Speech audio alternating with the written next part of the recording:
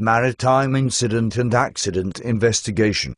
Training course created by Maritime Bureau of Africa. Website, mbia.class.co.za. Please contact us to obtain a training certificate in this and other maritime studies topics. Full lecture contains 3 parts. Part 1. Contents, Statutory Framework and Investigation Methods. Statutory Framework and Legal Basis. IMO Code 2008. Applicable IMO instruments on casualty refer to the following resolutions adopted by the organization. Resolution A.2037, Recommendation on the conclusion of agreements and arrangements between states on the question of access and employment of foreign seaborne salvage equipment in territorial waters. Resolution A.3229, the conduct of investigations into casualties. Resolution A.44211, personnel and material resource needs of administrations for the investigation of casualties and contraventions of conventions. Resolution A.64616, safety of fishermen at sea. Resolution A.84920, code for the investigation of marine casualties and incidents. Resolution A.88421, amendments to Resolution A.84920, and guidelines for the investigation of human factors in marine casualties and incidents. Resolution A.98724, guidelines on fair treatment of seafarers in the event of a marine accident. Resolution MSC.25584, Code of the International Standards and Recommended Practices for a Safety Investigation into a Marine Casualty or Marine Incident, Casualty Investigation Code, 2008 edition. Resolution MSC.25784, Amendments to the International Convention for the Safety of Life at Sea, 1974, as amended. Resolution A.102926, Global Integrated Shipping Information System, GISIS. Resolution A.105427, Code for Implementation of IMO Mandatory Instruments refer also to MSC/Circular.539/AB.2, Reports on Casualty Statistics Concerning Fishing Vessels and Fishermen at Sea. MSC/Circular.753, Report on Fishing Vessels. MSC-MEPC.3/Circular.3, Revised Harmonized Reporting Procedures, Reports required under SOLAS Regulation I/21 and MARPOL, Articles 8 and 12. MSC-MEPC.6/Circular.6, National Contact Points for Safety and Pollution Prevention. MSC-MEPC.7/Circular.7, Guidance on Near-Miss Reporting. SOLAS. Chapter I, General Provisions. Regulation 21. Casualties. Each administration undertakes to conduct an investigation of any casualty occurring to any of its ships subject to the provisions of the present convention when it judges that such an investigation may assist in determining what changes in the present regulations might be desirable. Each contracting government undertakes to supply the organization with pertinent information concerning the findings of such investigations. No reports or recommendations of the organization based upon such information shall disclose the identity or nationality of the ships concerned or in any manner fix or imply responsibility upon any ship or person. Chapter 11.1, Special Measures to Enhance Maritime Safety. Regulation 6. Additional requirements for the investigation of marine casualties and incidents. Taking into account Regulation I/21, each administration shall conduct investigations of marine casualties and incidents in accordance with the provisions of the present convention, as supplemented by the provisions of the Code of the International Standards and Recommended Practices for a Safety Investigation into a Marine Casualty or Marine Incident, Casualty Investigation Code, adopted by Resolution MSC.255/84, and the provisions of Parts I and II of the Casualty Investigation Code shall be fully complied with. The related guidance and explanatory material contained in Part 3 of the Casualty Investigation Code should be taken into account to the greatest possible extent in order to achieve a more uniform implementation of the Casualty Investigation Code. Amendments to Parts I and II of the Casualty Investigation Code shall be adopted, brought into force and take effect in accordance with the provisions of Article 8 of the present Convention concerning the amendment procedures applicable to the Annex other than Chapter I, and Part 3 of the Casualty Investigation Code shall be amended by the Maritime Safety Committee in accordance with its rules of procedure. MARPOL. Article 8. Reports on incidents involving harmful substances. A report of an incident shall be made without delay to the fullest extent possible in accordance with the provisions of Protocol I to the present Convention. Each party to the Convention shall make all arrangements necessary for an appropriate officer or agency to receive and process all reports on incidents, and notify the organization with complete details of such arrangements for circulation to other parties and member states of the organization. Whenever a party receives a report under the provisions of the present article, that party shall relay the report without delay to the administration of the ship involved, and any other state which may be affected. Each party to the Convention undertakes to issue instructions to its maritime inspection vessels and aircraft and to other appropriate services, to report to its authorities any incident referred to in Protocol I to the present Convention. That party shall, if it considers it appropriate, report accordingly to the organization and to any other party concerned. Articles 12. Casualties to ships. Each administration undertakes to conduct an investigation of any casualty occurring to any of its ships subject to the provisions of the regulations if such casualty has produced a major deleterious effect upon the marine environment. Each party to the Convention undertakes to supply the organization with information concerning the findings of such investigation, when it judges that such information may assist in determining what changes in the present Convention might be desirable. Load Line Convention. Article 23. Casualties. Each administration undertakes to conduct an investigation of any casualty occurring to ships for which it is responsible and which are subject to the provisions of the present Convention when it judges that such an investigation may assist in determining what changes in the Convention might be desirable. Each contracting government undertakes to supply the organization with the pertinent information concerning the findings of such investigations. No reports or recommendations of the organization based upon such information shall disclose the identity or nationality of the ships concerned or in any manner fix or imply responsibility upon any ship or person. United Nations Convention on Law of the Sea, UNCLOS. Article 94. Duties of the flag state, states in paragraph 7 that each state shall cause an inquiry to be held by or before a suitably qualified person or persons into every marine casualty or incident of navigation on the high seas involving a ship flying its flag and causing loss of life or serious injury to nationals of another state or to the marine environment. The flag state and other states shall cooperate in the conduct of any inquiry held by that state into any such marine casualty or incident of navigation. Marine casualty.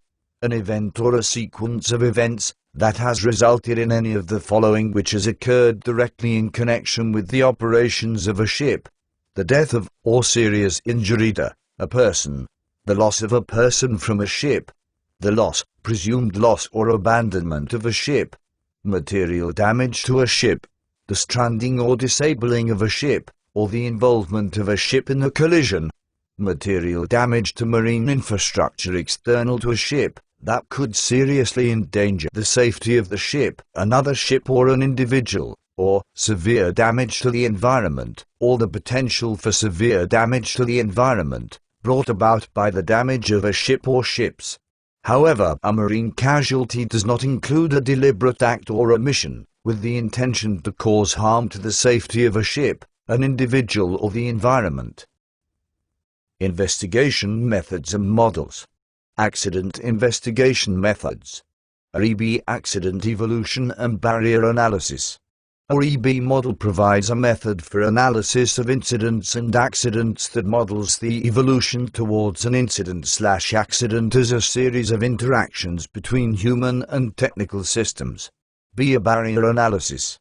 Barrier analysis is used to identify hazards associated with an accident and the barriers that should have been in place to prevent it. A barrier is any means used to control, prevent, or impede the hazard from reaching the target. Barrier analysis methods in general that focus on the barriers that should, but did not, prevent the occurrence of an adverse event and/or an unwanted outcome.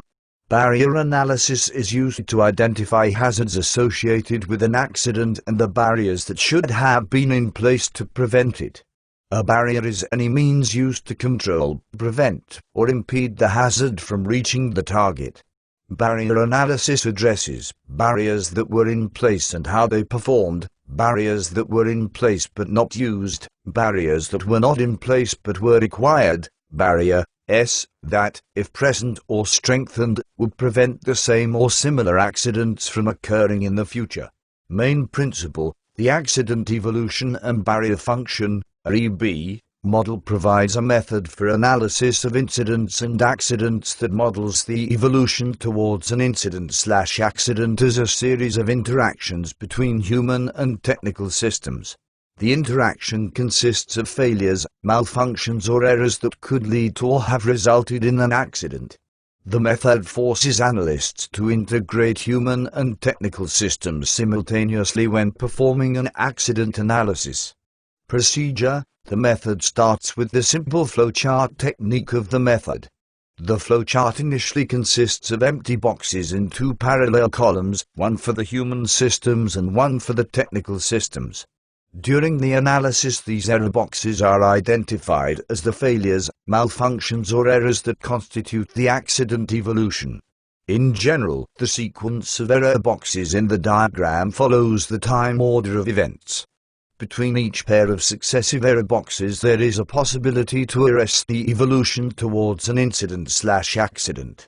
An REB analysis consists of two main phases. The first phase is to model the accident evolution in a flow diagram. REB only models errors and is not an event sequence method. The second phase consists of the barrier function analysis. In this phase, the barrier functions are identified, ineffective and/or non-existent. The same barrier function can be performed by different barrier function systems. Correspondingly, a barrier function system may perform different barrier functions. Type of results: an important purpose of the REB analysis is to identify broken barrier functions, the reasons for why there were no barrier functions or why the existing ones failed, and to suggest improvements. Operational efficiency and methodological strength: the method is simple to use due to its diagrammatic representation. But since it represents only what went wrong, rather than the whole sequence of events, it is limited in its ability to support recommendations and decisions about precautions and protections. In practice, it can only lead to recommendations about strengthening failed barriers. Theoretical grounding: the theoretical grounding is linear causality. The method is based on a simple linear accident model, and the graphical representation corresponds to a fault tree without combinations. The method recognizes the interplay of human and technical systems. Practical value: the method has only had limited practical application. CREAM cognitive reliability and error analysis method. CREAM can be used both predictively and retrospectively. The retrospective use accident analysis is based on a clear distinction between that which can be observed, called phenotypes, and that which must be inferred, called genotypes. The genotypes used in CREAM are divided into three categories: individual, technological and organizational. Main principle: CREAM was developed to be used both predictively and retrospectively. CREAM uses the contextual control model, COCOM, as a basis for defining four different control modes: strategic, tactical, opportunistic, scrambled. It is assumed that a lower degree of control corresponds to less reliable performance. The level of control is mainly determined by the Common Performance Conditions, CPC. The retrospective use accident analysis is based on a clear distinction between that which can be observed, called phenotypes, and that which must be inferred, called genotypes. The genotypes used in CREAM are divided into three categories: individual, technological and organizational, corresponding to the triplet. Procedure. The procedure for CREAM comprises the following steps: produce a description of what actually happened, characterize common performance conditions, produce a timeline description of significant events, select all actions of interest. For each action, identify failure mode. This is done iteratively. For each failure mode, find relevant antecedent consequent links. This is done recursively. Provide overall description and draw conclusions. Type of results: a graph, or a network of antecedent actions, functions, and conditions that together constitute an effective explanation of the accident. The graph shows how various actions and conditions affected each other in the given situation. Operational efficiency and methodological strength. The CREAM method is clearly described, but not easy to use. This is due to the non-hierarchical nature of the method. The method, however, produces a clear audit trail, which enhances the reliability. The method has recently been supported by a computerized navigation tool, which makes it easier to use once it has been learned. Theoretical grounding. The method does not look for specific causes, but rather for the operational conditions that can lead to a loss of control, hence accidents. It is grounded in cognitive systems engineering. Similar to other second-generation methods, it rejects consider human error as a meaningful causal category. The basis for the analysis is the event as it happened, rather than preconceived causal factors. Practical value. CREAM is a borderline method that in principle can be applied also to accidents in intractable systems. However, the emphasis on tractability of past events, if not of the system itself, means that it should primarily be thought of for use with tractable systems. CREAM has been used extensively in Norway and Sweden as a specific method for traffic accidents under the name of DREAM. D stands for driver. There has also been a number of uses of the proactive version of CREAM for risk assessment, for instance for NPP emergency procedures and space station operations. Frame functional resonance accident model. A method for accident investigation as well as risk assessment based on a description of system functions. Nonlinear propagation of events are described by means of functional resonance. Main principle. A method for accident investigation as well as risk assessment based on a description of system functions. Nonlinear propagation of events are described by means of functional resonance triggered by normal performance variability. Procedure. Define the purpose of modeling and describe the situation being analyzed. Identify essential system functions. Characterize each function by 6 basic parameters: input, output, time, control, preconditions, resources. Characterize the context-dependent potential variability using a checklist. Consider both normal and worst-case variability. Define functional resonance based on possible dependencies, couplings, among functions. Identify barriers for variability, damping factors, and specify required performance monitoring. Type of results. The analysis uncovers dependencies among functions or tasks that normally are missed. It also identifies the information needed for the investigation. The concrete result can be a graphical rendering of how the accident developed and/or a detailed written description. Operational efficiency and methodological strength. The method is structurally simple and covers several of the accident investigation phases. It, however, requires an initial learning period, due to its different theoretical grounding, cf.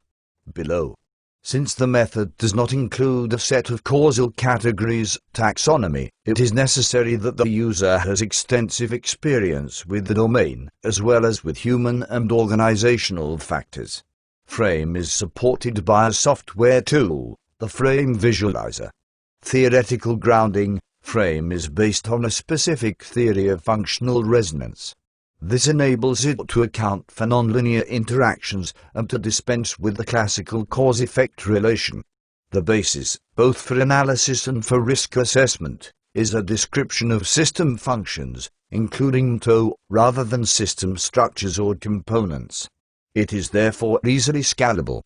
Practical value. Frame has been used extensively in several different domains: aviation, air traffic management, critical information infrastructures, emergency management, offshore, healthcare.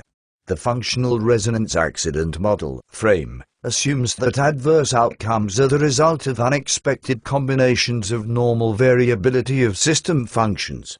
In other words, it is the tight couplings that lead to adverse outcomes and not sequences of cause, S, and effect, S. Since the investigation furthermore looks for functions rather than structures, it is less problematic if the description is intractable.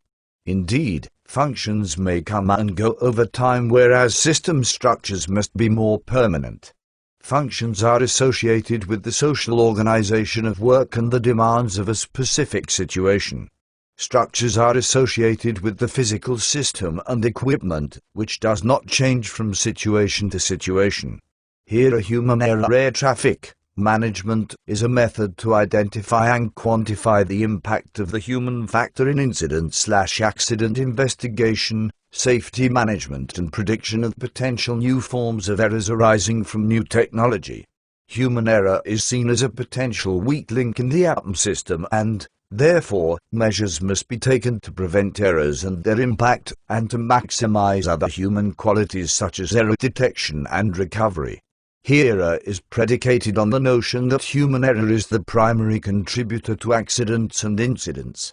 Main principle. Here is a method to identify and quantify the impact of the human factor in incident/accident investigation, safety management, and prediction of potential new forms of errors arising from new technology.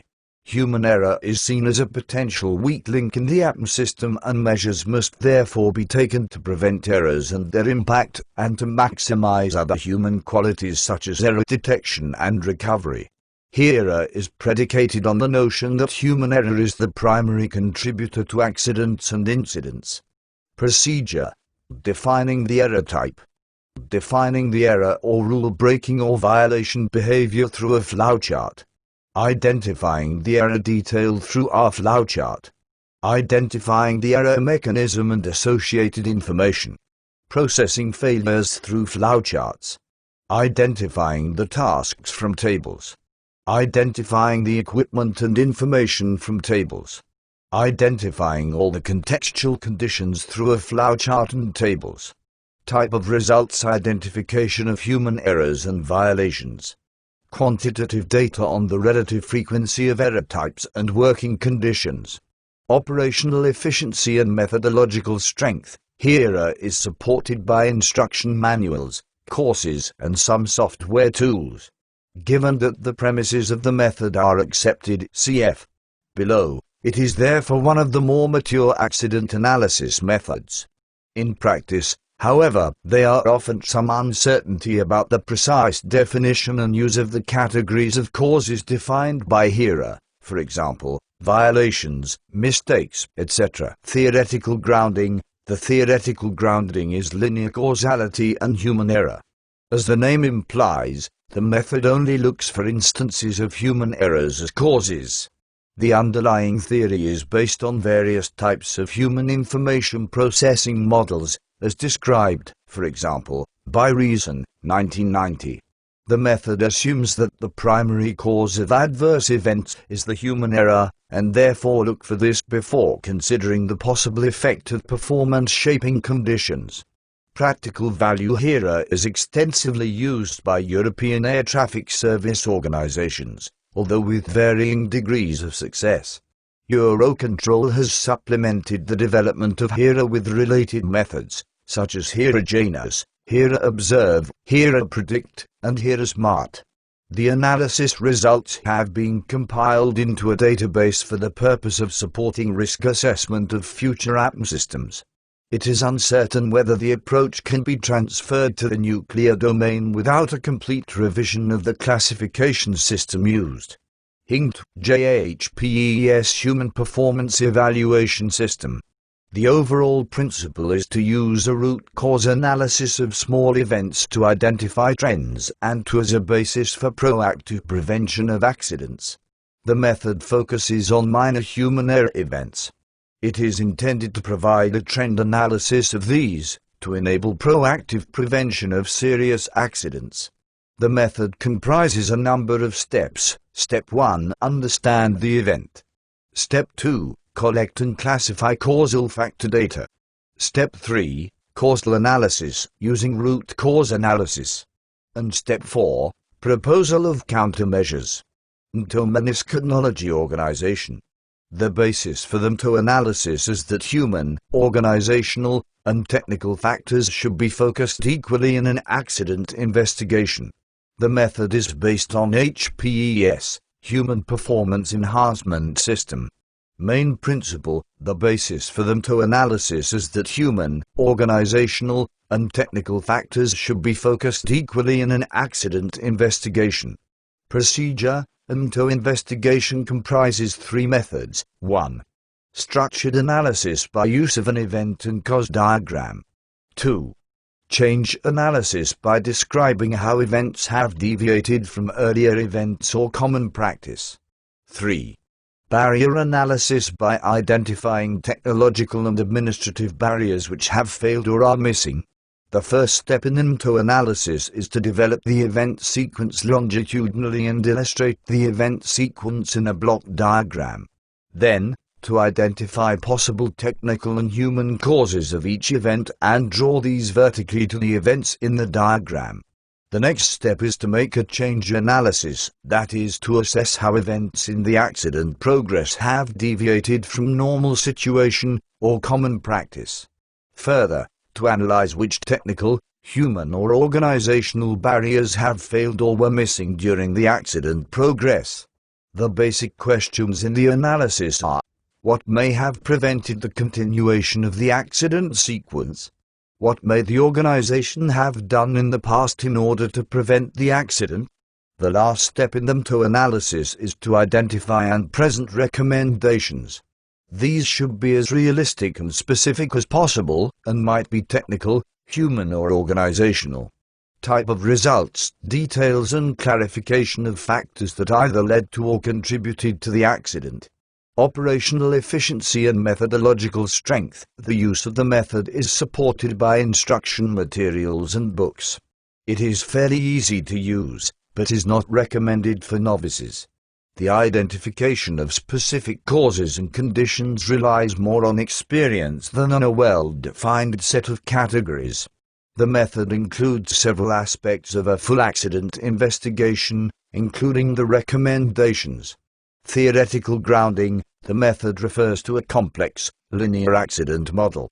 The common representation is, however, more in the nature of a fishbone diagram than a fault tree. The method tends to consider causal factors one by one, rather than in a larger context. Practical value. The MTO method has been extensively used by the Swedish NPPS. The principle is also widely used in other domains, such as traffic safety and aviation. The MTO method has many features common with other methods, Swiss cheese, HPES, but distinguishes itself from the single-factor methods. Root cause analysis.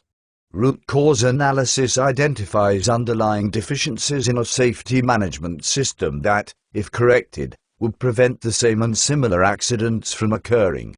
Root cause analysis is a systematic process that uses the facts and results from the core analytic techniques to determine the most important reasons for the accident. According to Wikipedia, the first use of the term root cause can be found in 1905, an article in The Lancet. The term is widely used in the general literature, although there is no specific theory or model of CA, apart from company brochures, of course. It is a philosophical rather than a scientific concept. Main principle: root cause analysis identifies underlying deficiencies in a safety management system that, if corrected, would prevent the same and similar accidents from occurring. Root cause analysis is a systematic process that uses the facts and results from the core analytic techniques to determine the most important reasons for the accident.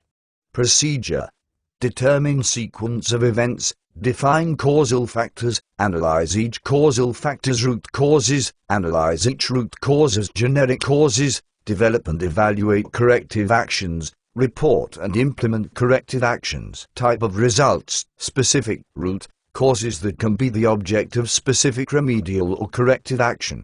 Operational efficiency and methodological strength: root cause analysis is used widely and supported by extensive training material and practical guidance, handbooks, triage cars, etc. It is considered a very efficient method, and since the approach is a simple reverse tracing of causes, it is rather robust. The simplicity of the method, however, also means that the search is severely constrained, hence that the outcomes are limited to the categories defined by the method. Theoretical grounding: a root cause is defined as the causal factor, S, that, if corrected, would prevent recurrence of the accident. A root cause analysis is defined as any methodology that identifies the causal factors that, if corrected, would prevent recurrence of the accident. CA therefore represents the single cause philosophy, that is, the belief that there is a single cause for any outcome that, if prevented, would prevent the outcome itself. In this context, the root cause is the cause which dominates over all other contributing factors. The type of reasoning relies on the use of counterfactual conditionals. The problem is that one cannot logically conclude that the consequent will be false if the antecedent is false. In other words, one cannot conclude that if the root cause is removed, then the effects will not happen. The reason is simply that there may be several other ways in which the same effects can occur. Practical value: root cause analysis is widely used across many industries, including for healthcare and quality management, for example, the Ishikawa fishbone diagrams. Root cause analysis, RCA, assumes that adverse outcomes can be described as the outcome of a sequence, or sequences, of events or a chain, or chains, of causes and effects. The investigation is therefore a backwards tracing from the accident, trying to find the effective cause S. The method requires that the system is tractable, since it otherwise would be impossible to carry out this backwards tracing. The method also requires that the system is only loosely coupled, since it otherwise would be impossible to feel confident that the correction or elimination of the root cause would prevent the recurrence of the accident. Stamp: the hypothesis underlying STAMP is that system theory is a useful way to analyze accidents, particularly system accidents. Accidents occur when external disturbances, component failures, or dysfunctional interactions among system components are not adequately handled by the control system. Safety is viewed as a control problem and is managed via constraints by a control structure embedded in an adaptive socio-technical system. Understanding why an accident occurred requires determining why the control structure was ineffective. Preventing future accidents requires designing a control structure that will enforce the necessary constraints. Systems are viewed as interrelated components that are kept in a state of dynamic equilibrium by feedback loops of information and control. Main principle: the hypothesis underlying STAMP is that system theory is a useful way to analyze accidents, particularly system accidents. Accidents occur when external disturbances, component failures, or dysfunctional interactions among system components are not adequately handled by the control system. Safety is viewed as a control problem and is managed via constraints by a control structure embedded in an adaptive socio-technical system. Understanding why an accident occurred requires determining why the control structure was ineffective. Preventing future accidents requires designing a control structure that will enforce the necessary constraints. Systems are viewed as interrelated components that are kept in a state of dynamic equilibrium by feedback loops of information and control. STAMP claims to be general method for explanation of mishaps with teleological systems. Procedure uses a feedback control system as a specific causal model. The analysis proceeds along the following lines. In teleological systems, various subsystems maintain constraints which prevent accidents. If an accident has occurred, these constraints have been violated. STAMP investigates the systems involved, especially human organizational subsystems, to identify missing or inappropriate features, those which fail to maintain the constraints. It proceeds through analyzing feedback and control, F&C, operations. Type of results. The most basic component of STAMP is not an event, but a constraint. Accidents are therefore viewed as resulting from interactions among components that violate the system's safety constraints. The control processes that enforce these constraints must limit system behavior to the safe changes and adaptations implied by the constraints. Inadequate control may result from missing safety constraints, inadequately communicated constraints, or from constraints that are not enforced correctly at a lower level. Operational efficiency and methodological strength. STAMP can systematically uncover organizational structures and direct the analyst to ask revealing questions. Since STAMP is an analysis method only, it depends very much on the quality of the investigation report, data, information. Due to the complexity of the underlying model, cf. below, it requires a considerable effort to use, and is in its present state only fitted for experienced users. A method for a structured presentation of results is not currently available. Theoretical grounding. STAMP uses a specific causal model, that is, a feedback control system. The basic principle is that an accident occurs when operational constraints have been violated. STAMP investigates systems involved, especially human organizational subsystems, to identify missing or inappropriate features, those which fail to maintain the constraints. It proceeds through analyzing feedback and control, F&C, operations, which replaces the traditional chain of events model. The model includes software, organizations, management, human decision-making, and migration of systems over time to states of heightened risk. Reasoned Swiss cheese model. The Swiss cheese model of accident causation is a model used in the risk analysis and risk management of human systems. It likens human systems to multiple slices of Swiss cheese, stacked together, side by side. It was originally propounded by British psychologist James T. Reason in 1990, and has since gained widespread acceptance and use in healthcare, in the aviation safety industry, and in emergency service organizations. It is sometimes called the cumulative act effect. Main principle. In the Swiss cheese model, an organization's defenses against failure are modeled as a series of barriers, represented as slices of Swiss cheese. The holes in the cheese slices represent individual weaknesses in individual parts of the system, and are continually varying in size and position in all slices. The system as a whole produces failures when all of the holes in each of the slices momentarily align, permitting a trajectory of accident opportunity, so that a hazard passes through all of the holes in all of the defenses, leading to a failure. Procedure. The basic method for using the SCM is to trace backwards from the accident. The analysis looks for two main phenomena: active failures, which are the unsafe acts committed by people, slips, lapses, fumbles, mistakes, and procedural violations, and latent conditions, which arise from decisions made by designers, builders, procedure writers, and top-level management. Latent conditions can translate into error-provoking conditions within the local workplace, and they can create long-lasting holes or weaknesses in the defenses. Unlike active failures, whose specific forms are often hard to foresee, Latent conditions can be identified and remedied before an adverse event occurs. Understanding this leads to proactive rather than reactive risk management. Type of results, identification and classification of active failures and latent conditions. Operational efficiency and methodological strength. The method is initially easy to use, but in its original form lack operational details. This has been remedied in various institutionalized versions, for example, by Shell, but it still requires an appreciable level of experience to use effectively. The method is supported by a rather extensive set of instructional materials, tutorials, web-based instructions, etc. Theoretical grounding. The method represents a complex, linear model.